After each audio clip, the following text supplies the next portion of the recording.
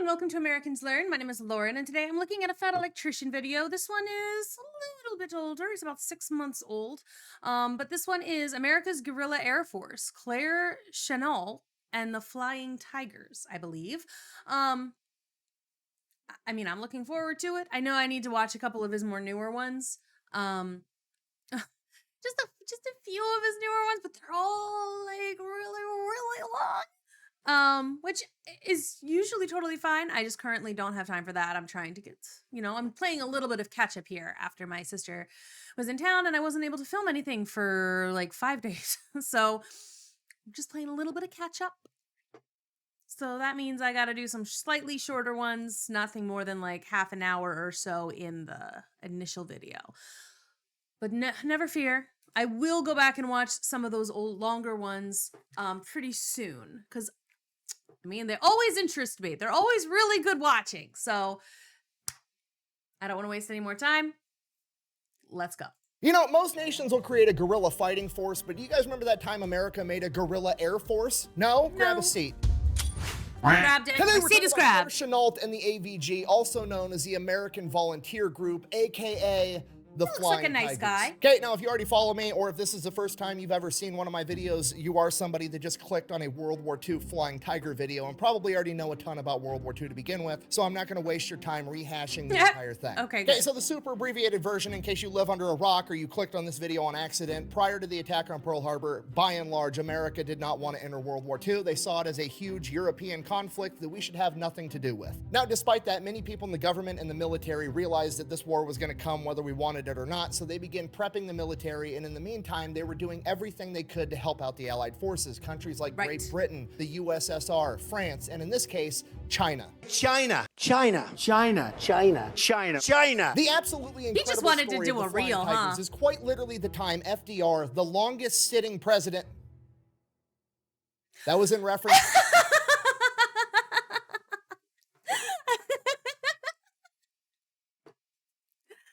I like it. Good job, Nick.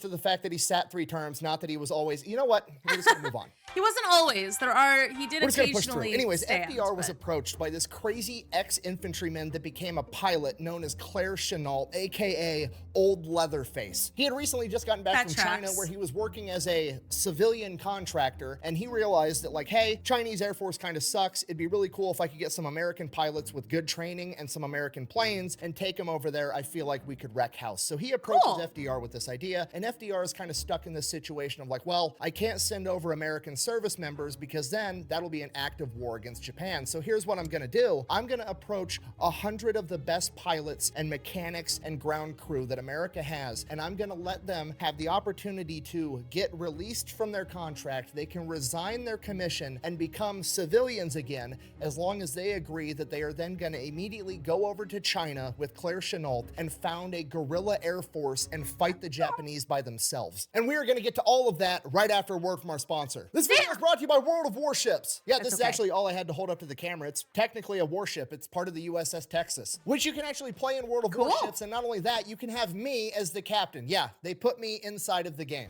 Action stations! General quarters. If you don't know, World of Warships is a free game on PC, PlayStation, and Xbox where you get to command some of the greatest naval vessels of all time, like the USS Texas, the USS Iowa, or the USS Enterprise. Or if you're into losing, you can be some of the world's biggest coral reefs, like the Yamato or the Bismarck. Seriously though, go check it out. I'm gonna have it linked down below. And when you use the code VETS4VETS, you're automatically gonna unlock me and Demo Matt, as well as a Tier 4 battleship and a bunch of in-game money and 14 days of free premium play. So yeah, let me know how bad me and Matt are at voice acting in the comments down below. Let's get back to the video. Our story begins on September 6th, 1893, when a sweet little baby Leatherface, Claire Chennault, was born. He grew up the son of a cotton farmer and pretty much crushing poverty his entire life. While he was in high school, that feels like weird, that feels like the start of a lot of these stories, honestly, that from what I've noticed. It feels like the start of a lot of these war hero stories. It's like crushing poverty. And that probably is because the military gave them an option that they didn't have otherwise. They weren't able to get higher education. They weren't able to go to college. They didn't have these opportunities, and the military gave them those opportunities. you know, cool. We got a lot of really awesome war heroes out of it. I do think that we should maybe try to figure out a way to give people in poverty opportunities other than life-threatening danger and the slim possibility of glory, but that's just me. Seeing an acrobatic air show at the Louisiana State Fair. You gotta remember, this is the early 1900s. Planes are brand new. He'd never even seen a plane before, let alone seen a plane doing acrobatic stunts. And it left such an impression on him that it became his new life goal to become a pilot. Because of this, after graduating high school, he immediately enrolls in college and signs up for the ROTC program at Louisiana State, attempting to become an officer so that he could become a pilot in the United States Army Air Corps. Now you have to realize, not only is this pre-World War II, this is pre-World War I. The United States is... You know what? Maybe not. Maybe the college thing isn't true anymore because it used to be affordable. College used to be more affordable, huh? Back in the day. It's not affordable anymore, even for people who don't grow up in crushing poverty. My point stands. Also, I do still find it very interesting. I feel like it was a way for people who were in crushing poverty to get out and make a name for themselves, was military thing. I still think that's true.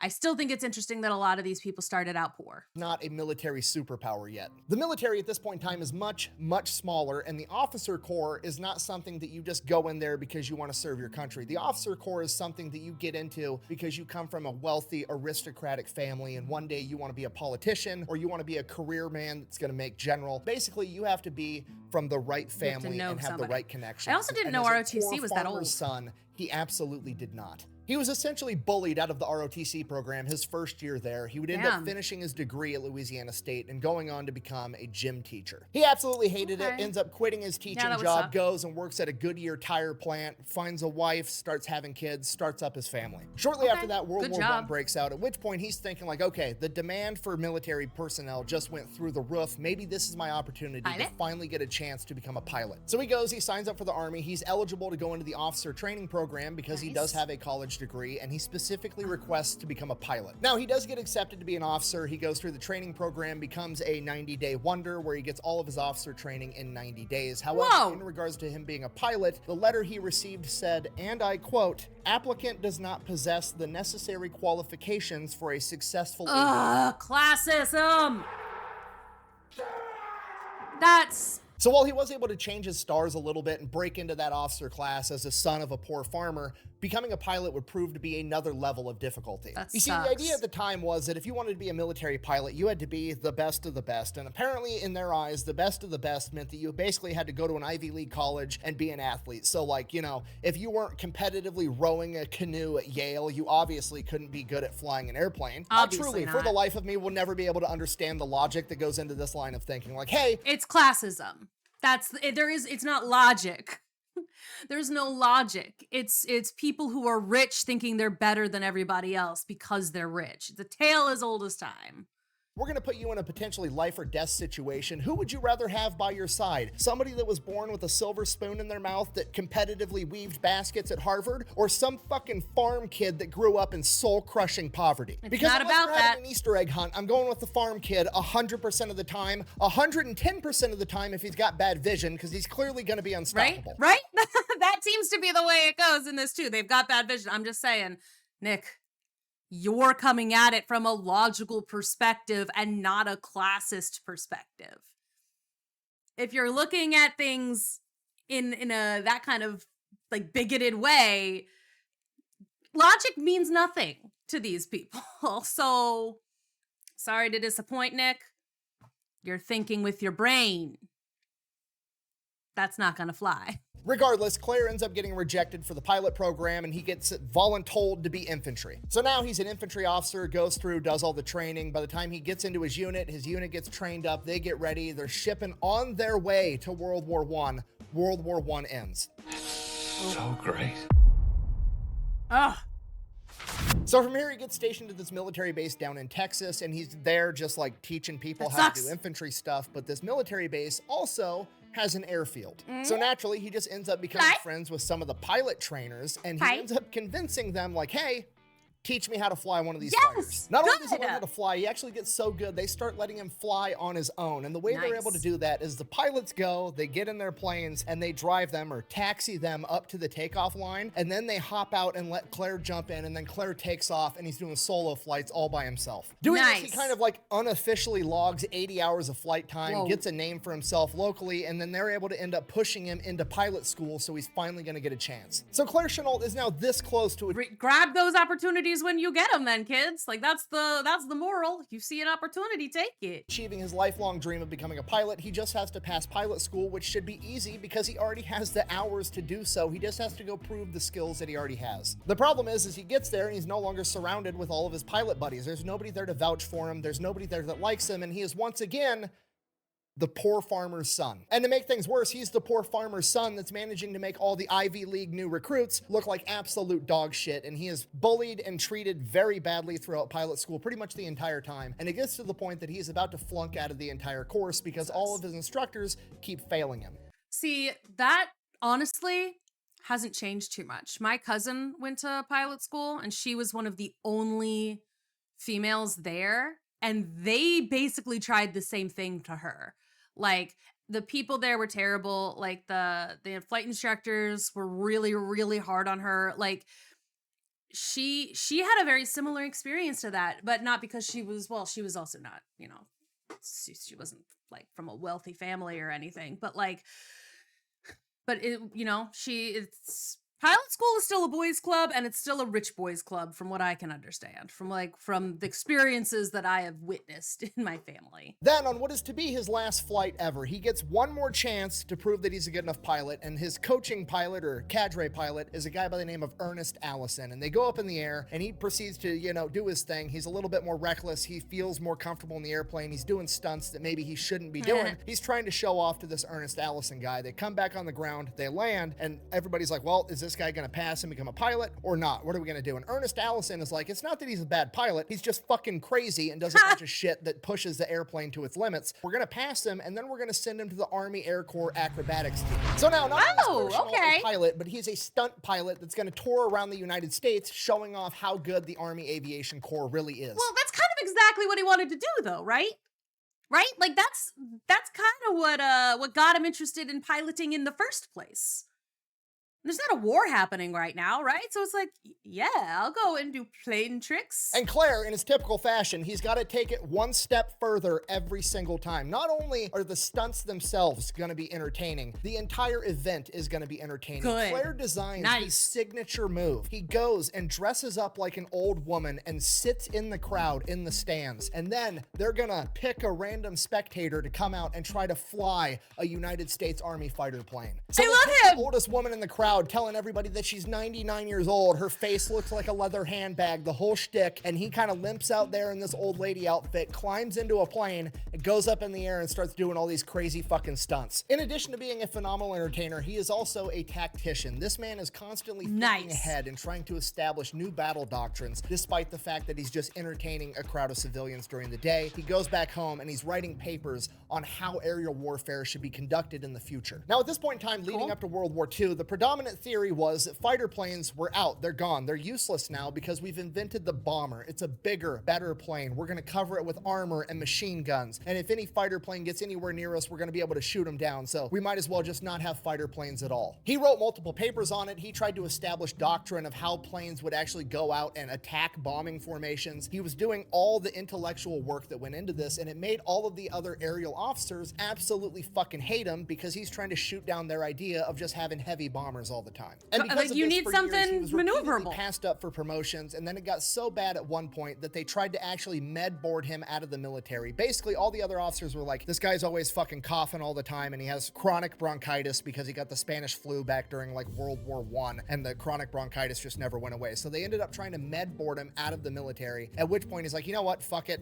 I'm just gonna resign and get out. So he's done, he gets out, he separates from the US military, at which point he is almost immediately hit up by the Chinese government of like, hey, you're an aerial acrobat, you're like one of the top dudes in the United States Army Air Corps. What if, hear me out, we pay you to be an advisor and come out and teach all of our guys in the Air Force how to fly a plane? Claire says no, he's not really interested. He's got kids at home. He doesn't want to go all the way over to China. He'd rather stay somewhere inside of the United States. At which cool point, to get the headhunted, Chinese though. government guy is like, hear me out, I'll give you like $1,000 a month, which is like $25,000 a month by today's standard, to which he's like, I mean, I don't want to be rude. Fair.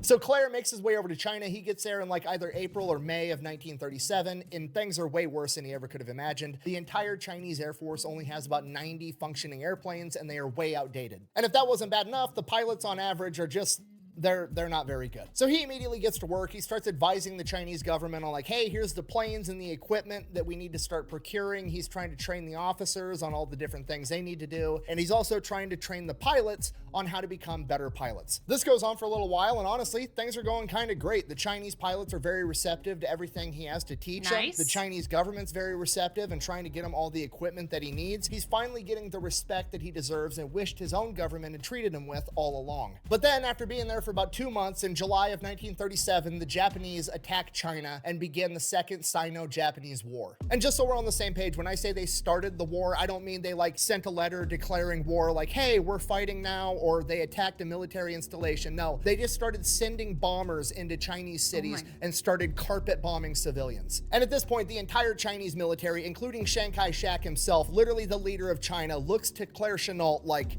what are we gonna do? And while Claire's been making some big improvements to the Chinese Air Force, they're absolutely nowhere near ready to go toe-to-toe with the Japanese, so he has to come up with some kind of plan to slow them down. So on one hand, this is absolutely a horrible situation to be put into, but on the other hand, this is Claire's chance to prove that all of the intellectual work that he'd done over the course of the last decade, all of his battle plans, all of the doctrine that he developed, this was his chance to prove that it could work and that fighter planes deserve their slot on the battlefield. Best way to go about that is to start off with the one strategy that we know for sure works: dive bombing a naval vessel. In August of 1937, under the command of Claire Chennault, the Chinese Air Force successfully dive bombed the Japanese ship, the Ismo. It is the first successful naval dive bomb in world history. This is a pretty powerful message to the Japanese, like, China's not just gonna lay down and take it, we're gonna fight back. And the Chinese government was so happy with the leadership that they were getting under Claire Chennault that they actually ended up buying him a $50,000 Curtiss Warhawk plane so that he could observe the battle and conduct reconnaissance. Definitely not go up on missions and rack up 30 fucking kills because he was a civilian contractor at the time. Not allegedly. that. He's absolutely right.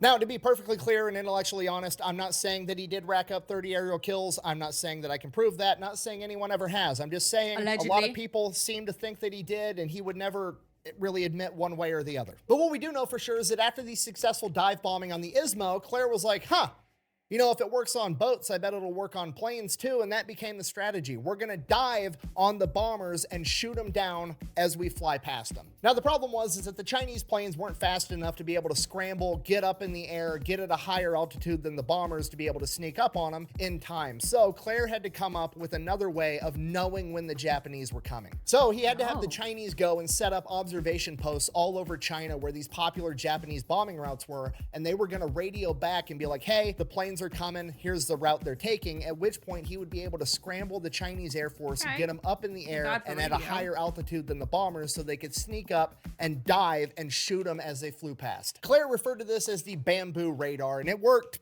pretty decently well. It would work a lot better if he had better planes and better pilots, but he's doing the best he can with what he has. And he continues to do that for the next 2 years, 1937, 1938, 1939. Claire is there helping the Chinese Air Force fight the Japanese. But eventually, the Japanese are just too much, and they completely overrun the capability of the Chinese Air Force. All the planes have been shot down, all the best pilots have been killed, and at this point, there's nothing left that Claire can do, at least by himself. Now, at this point, Claire could absolutely cut and run. He's been making $1,000 a month for the past couple of years. He could go back home and live happily ever after, but that's not what he wants. He actually wants to help the innocent people in he's a China good that are getting guy. slaughtered by the Japanese military. He knows that he can win this him. fight. He just needs better pilots with better planes. So with the help of the Chinese government, he goes back to America, goes to Washington, D.C., and begins lobbying the United States government to send over the American Air Force to help out. Good and you gotta for remember, this is him. January 1941. This is pre the attack on Pearl Harbor, okay? Not going to war sentiment is at a peak in America. So any request for military involvement from him or the Chinese government is shot down immediately, at which point he pivots and he's like, fuck it, what if I just get a bunch of volunteers like me and I get them over there, we'll figure out how to get planes. So that's what he does. He comes up with the concept for the AVG, the American Volunteer Group. He's gonna get a bunch of American volunteers and they are gonna go over there and they're gonna fight the Japanese. And as I'm sure you can imagine, going into military bases and essentially reverse recruiting people out of the military to go fight in a war across the ocean didn't go over that great with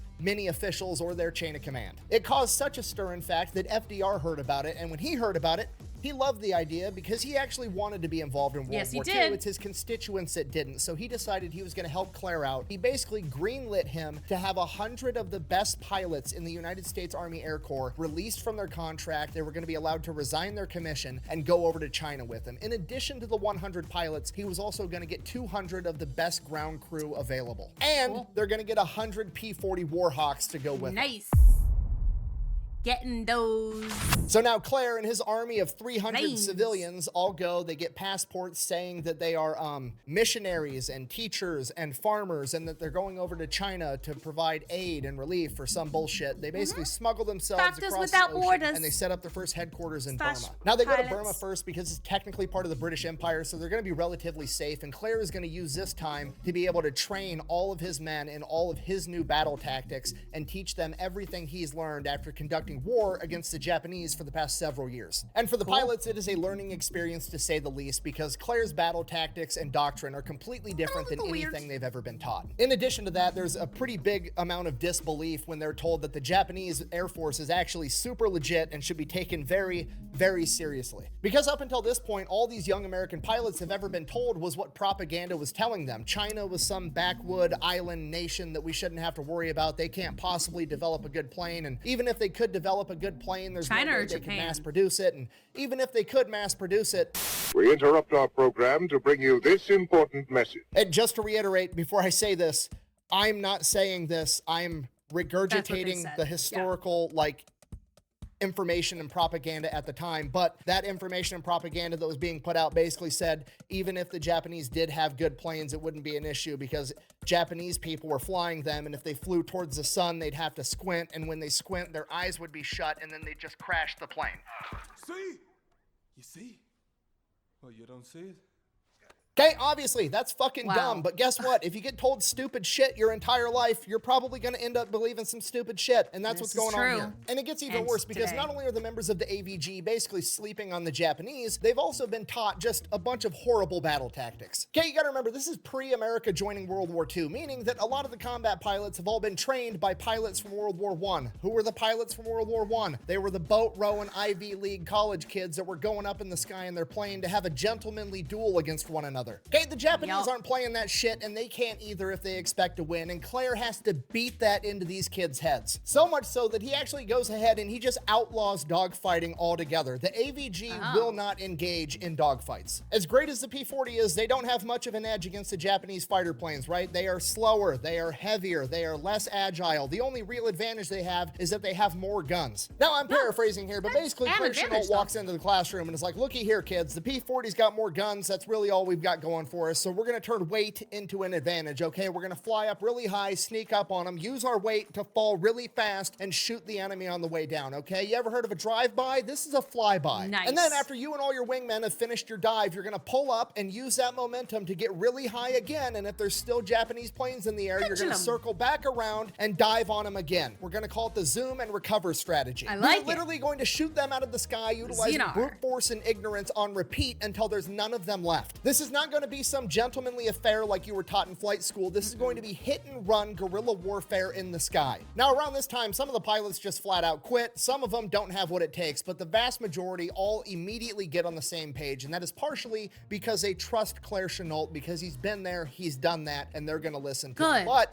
it's also because Claire Chennault treats these guys absolutely awesome. In the AVG, there is no rank. You don't have to wear your uniform. You don't have to salute. You can pretty much do whatever you want as long as you're giving Claire the results that he needs. According to legend, one of the more well-known AVG pilots, Tex, actually enjoyed going up in the sky in nothing but his cowboy boots and underwear, and Claire didn't give a shit one way or the other because the man got results. It's also around this point in time that they all decided to get a custom paint job of the shark tooth design on all of the P-40s so that they were matching. Now, to be fair, did they come up with that design? No, they stole it from some Australian unit, but they're about to become the most famous and the most well-known for having it, okay? America does it better. I'm sorry, I can't help it. Also, I'm not actually sorry. So the AVG is about to finish all their training, and they are about to start conducting combat operations. And then, on December 7th, 1941, the Japanese attack Pearl Harbor. The AVG finds out. Claire Chennault tells his men, you're no longer just fighting for China, now you're fighting for America. And December 8th, the entire AVG moves into Kunming, China. While flying in, one of the pilots has a malfunction with his P-40, ends up crash landing. He gets captured by the Chinese locals, and they almost kill him because up until this point, any crash landing plane was a Japanese person that was attacking them. He was damn near killed, but luckily they were able to recover him in time. And from that point on, it became standard practice for every member of the AVG to have a big piece of parchment stitched on the back of their flight jacket as a blood chip. In Chinese, it read, "This foreigner has come to China to help in the war effort. Soldiers and civilians, one and all, should rescue and protect him." Once they arrive in Kunming, all the members of the AVG are quite literally embarrassed at the hospitality they received from the Chinese. They are treated better by the Chinese than they have been treated by their own government. At this point in time, these people... I mean, honestly though, the American government seems to does not treat its soldiers well. It just doesn't. It doesn't. Still to this day, it doesn't. That's something that we need to really, really freaking address. We do not treat our soldiers or veterans well. Hot take? I don't think so. Like, I really don't. I don't think that's a hot take. If it is, tell me, but I just feel like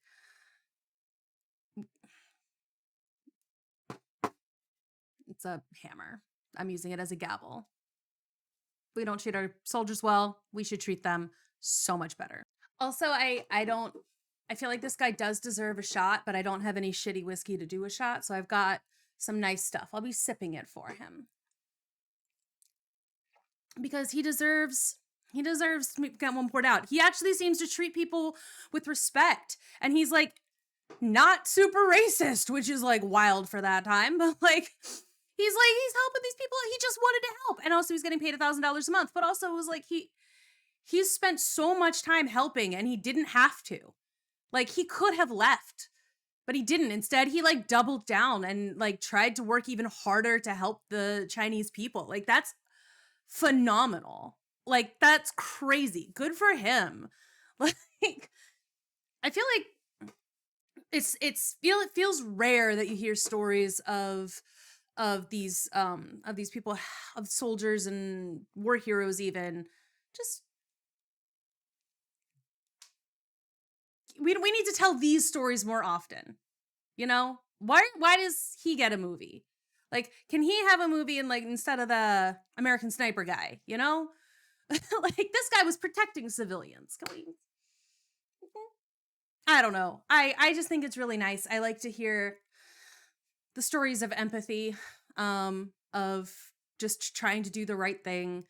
And the fact that he treated his men good under him, like, that's awesome. There should be a little more, like, mutual respect like that in general. Have basically nothing, and despite that, they are treating every single member of the AVG like they are a king. And again, kindness begets kindness. Like that's what this story seems to be. Is kindness begets kindness. They are there to help. They're there volunteering to help and have been since before America was even involved in the war. That'll get you, like, that should get you something.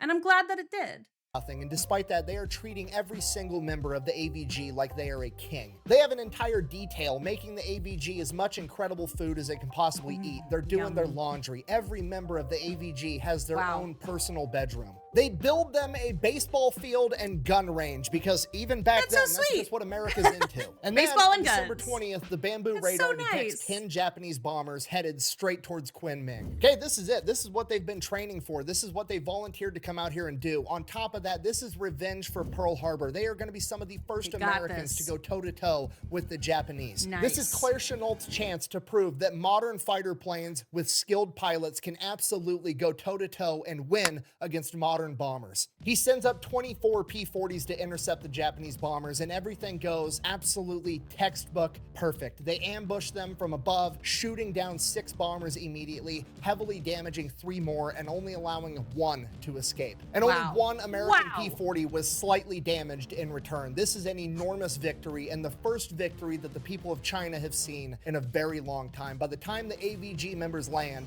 they are already national heroes. Right? And they kind of were already, so it's like, and now we've proven it. We are here to help. We can help. We will help. Ugh, amazing. The Japanese, however, are absolutely pissed. They sent in 10 bombers with no fighter escort because they didn't think the Chinese had any capability of defending themselves. The AVG is showing up and interrupting them slaughtering innocent civilians, and they're not going to stand for it. They are immediately going to hit back twice as hard, and this time, they're gonna come ready. 3 days later, on December 23rd, 1941, the Japanese send 40 bombers and 20 fighter escorts to attack. The AVG goes up, shoots down 12 of them, and loses 2 in return. Infuriated and embarrassed again, the Japanese attack 2 days later on Christmas with over 100 Japanese planes. Oh the my AVG God. was only able to scramble 12 planes in time. Despite that, they managed to shoot down 25 enemy aircraft. Wow, Unfortunately, 2 American P-40s were shot down, but both pilots were able to successfully crash land, and both of them survived. In the span of 5 days, the AVG has managed to shoot down approximately a third of the Japanese Air Force in that area. By this time, word of them has spread all throughout China, and they're beginning to call them the Feihu, or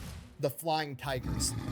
From there, word quickly travels back to America, and they are one of the few good pieces of news that the American people are able to point to in the days after Pearl Harbor. Now, when you take all these things into consideration, like the fact that they're national heroes, the fact that Claire Chennault doesn't really have a whole lot of rules as long as you're being combat effective, whenever they're not up in the sky kicking ass, shit gets rowdy down on the ground. I bet it does.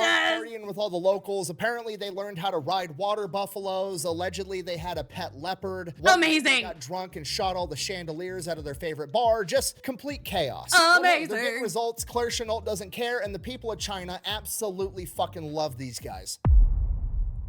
Uh-oh. Now, because every time Japan sends over a bunch of planes, the Flying Tigers go up and shoot down a shit ton of them, they kind of slow down the whole bombing innocent civilians for fun thing. Apparently, it's not fun to bully people when you get bullied back. Who'da thunk? Now, despite the fact that the Flying Tigers are outrageously successful and they lose very few planes and very few men in proportion, when you only have 100 planes and 100 men to begin with, it starts to add up pretty quick. By February of 1942, the Flying Tigers only have about 30 operational planes altogether. Some planes were lost completely, some planes were partially damaged and they can't get parts to repair them, as well as just general overall flight use and not being able to maintain them properly. And by this point, Japan has captured every Chinese port, and the only way to get supplies in and out of China is through the Burma Road. It is a 700-mile road through the mountains, and it is probably the most important road in the planet at this point in time, and it is now Claire Chennault's one and only goal to defend it. And because Chennault is a tactical genius, he realizes that the best way to play defense is to play offense. He knows that right now he is incredibly weak, and he has to make his enemies believe the exact opposite. I'm so worried that this chapter is titled Great Blunders. I'm so worried, but we're almost at the end of the video, so maybe it'll be okay. I'm just a little bit concerned. And again, the moral of this video seems to be maybe tradition and staying stuck in your ways isn't the best route if you want to win. You have to change with the times. Seems to be the moral of the story. Listen to outside influences, maybe. Open up the gates a little bit and let some new information in. I've been watching a lot of like Habsburg videos recently about the inbreeding there, and it's like, you know, it feels the same kind of situation, just, you know, metaphorical. We need new blood, new ideas. your line will continue. He needs to appear as strong as possible. So in March of 1942, he orders the Flying Tigers to fly into Thailand and attack Japanese airfields, and it is outrageously successful. They do this repeatedly throughout March, destroying a ton of Japanese planes, absolutely infuriating them. So naturally, the Japanese decide they're going to retaliate. They start launching raids on Chinese airfields with all the American P-40s on it, and they destroy a ton of P-40s, or at least that's what they think. Is this another one of those, like, we built a cardboard base thing? Because those are hilarious. The classic blunders. Claire Chennault had the Chinese make paper-mache P-40 replicas, paint job and all, and the Japanese were flying around shooting at quite literally paper tigers. This isn't even trolling at this point, okay? This is art. Leatherface I love it when they do that. 10 steps ahead of the enemy at all times, and it's fucking beautiful. This goes on for a couple more weeks, and then in May of 1942, the Japanese army is caught by the Chinese trying to cross the New River into China with a massive force. Now, this is horrible news, but it's kind of a good thing because the only way to get across this river is by bridges, and bridges are a choke point where a small number of people are going to be able to hold off a much larger number of people, especially if you had some P-40s flying overhead. And as luck would have it, the Flying Tigers just got resupplied with a couple of new Flying Tigers that are capable of carrying bombs. But the problem is they don't have the logistical support and they can't get any bombs. And we all know the saying, necessity is the mother of invention, right? So the Flying Tigers, I presume, just start showing up to Chinese general stores and are like, hey, I need the biggest vessel that holds liquid that you have, a bunch of gasoline, and some of your fastest nails. Now, we're on YouTube and not Pepperbox. I have to be very careful of what I say. I can't just come out and say they were making...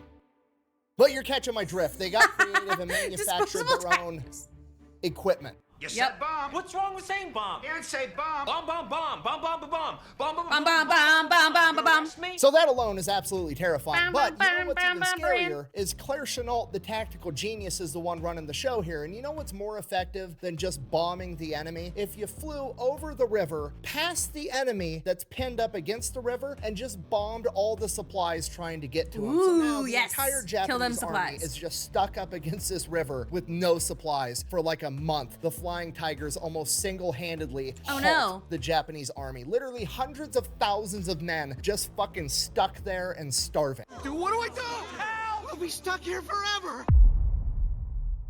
Credit where credit's due. Now, by this point, like mid-1942, the American military is really starting to get into gear, and they're actually starting to get forces out into this area. And a lot of the high-ranking military officials do not like the fact that Claire Chennault and the Flying Tigers are by far and away the most effective aerial combat unit in the United States military at this point. They have the most aces. They literally have 25 aces, and they only started off with 99 pilots. They have 20 to 1. Dude, a quarter of their pilots are aces? That's crazy. I mean, you know what? It makes a certain amount of sense. There's not that many of them. There's a lot of the enemy, and no one is coming to help.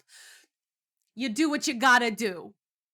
Loss ratio against the enemy, and by far and away the most experienced combat pilots in the world at this point in time. So there's this huge push within the military to basically absorb the Flying Tigers back into the military, and against Claire Chennault's requests and the requests of the Flying Tigers themselves, it gets pushed through, and it's gonna happen. On July 4th, 1942, the Flying Tigers are to be no more. But then the bamboo radar goes off one last time, and for the last time ever, 4 Flying Tigers and their P-40s take to the sky, intercept 12 Japanese bombers, shooting down 6 of them without losing a single man.